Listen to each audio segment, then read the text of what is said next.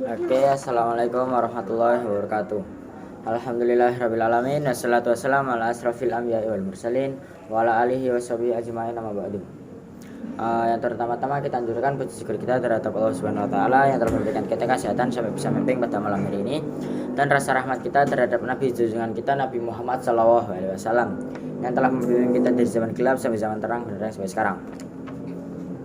Yang terhormat Tabiani Fumita selaku pondok pesantren seperti melalui Banifida, Mas Awa, Mas Amik, Neng Ria, Neng Melan, dan Neng Jara, dan Gus Sofa dan Gus Arsad.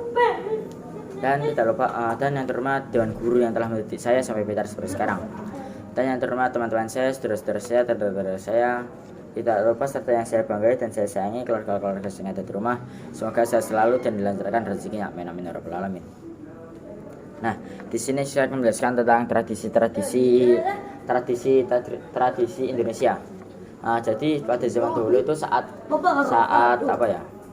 saat Islam masuk ke Indonesia itu wali-walinya itu banyak yang mengubah-ubah tradisi di suatu tempat. Misalnya di Jawa itu kan jadi walinya itu masukkan Islam ke dalam adat-adatnya gitu. Contohnya kayak adat Jawa, kayak anak Banjari kan Islam terus dimasukkan di adat-adatnya gitu. Nah, jadi adat-adat atau tradisi di Indonesia itu dibagi menjadi 6, yaitu ada adat Jawa, Melayu, Bugis, Minang, Sunda, dan Madura. Nah, yang pertama ini ada tentang Jawa. Nah, Jawa itu biasanya contohnya tradisi di Jawa itu Maulud Nabi. Biasanya Maulud Nabi itu dilakukan di Yogyakarta. Nah, jadi yang ada di Yogyakarta kan banyak pusaka-pusaka atau senjata-senjata yang ada di museum. Jadi saat Maulud Nabi besok Kamis kan Maulud Nabi. Nah, nanti di Yogyakarta itu Maulud Nabi tanggal 28 besok kan Maulud Nabi. Jadi di Yogyakarta itu akan melakukan tradisinya, yaitu mengambil pusaka yang ada di museum lalu membersihkan lalu dibawa keliling saat Maulud Nabi. Itu untuk memperingati Maulud Nabi, yaitu disebut dengan Mulidan. Kalau di Jawa Tengah itu Maulud Nabi disebut dengan Mulidan. Ada juga tradisi Melayu. Melayu itu biasanya Melayu itu Riau ya. Melayu itu Riau. Riau itu biasanya bayi ya. Bayi itu akan diadzankan.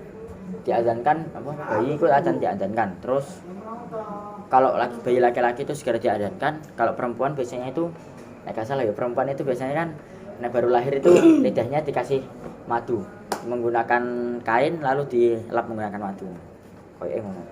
Terus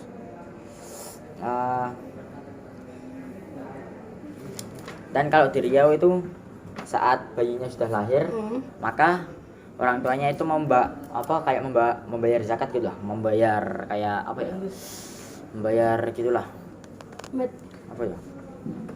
Jadi di Melayu menyembelih kambing gitu.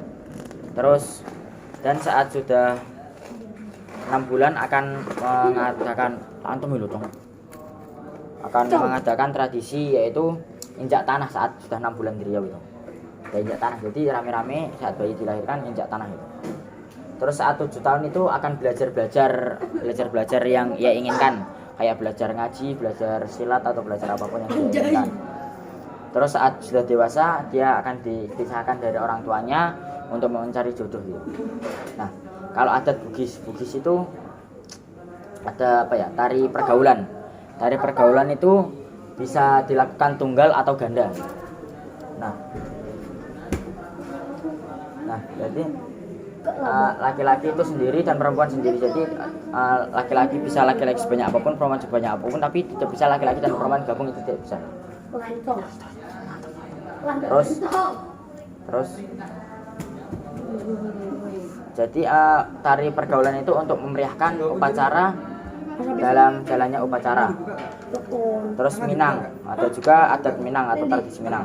Nah, saat balik laki-laki itu akan belajar ngaji dan di Minang kan loncat batu gitu, loncat batu yang biasanya di TikTok itu loncat batu agar dia sudah dewasa atau belum, engkau bisa kawin, bisa nikah, bisa mencari jodoh. Kalau perempuan itu biasanya itu merias rambut, jadi bagus-bagusan rias rambut gitu.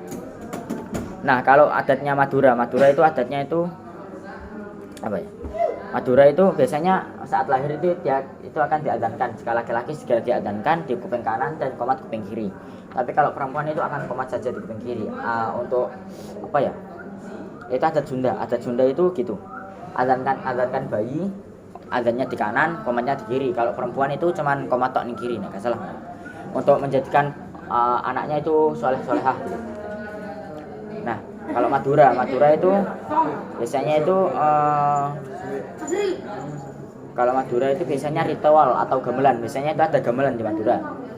Gamelannya itu menggunakan mulut sendiri dan agar ya ngono lah pokoknya jika ada salah kata mendoakan jadi kata mendoakan sama belajar sama. Wassalamualaikum warahmatullahi wabarakatuh.